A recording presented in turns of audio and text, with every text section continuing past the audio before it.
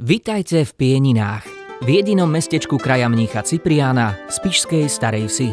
V penzióne 3 koruny veríme, že pobyt v nádhernom kraji musí byť umocnený o pozitívny dojem. Z miesta, ktoré tvorí príjemné zázemie pre váš relax a pohodu.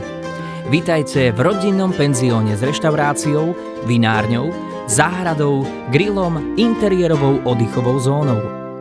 Príďte k nám so svojou rodinou, priateľmi či s kolegami a radi prispôsobíme naše služby vašim potrebám. Vychutnajte si u nás tradičnú i modernú gastronómiu, servírovanú v príjemnej reštaurácii či v starobilej mešťanskej pivnici. Radi tieto miesta pripravíme aj pre vaše súkromné akcie.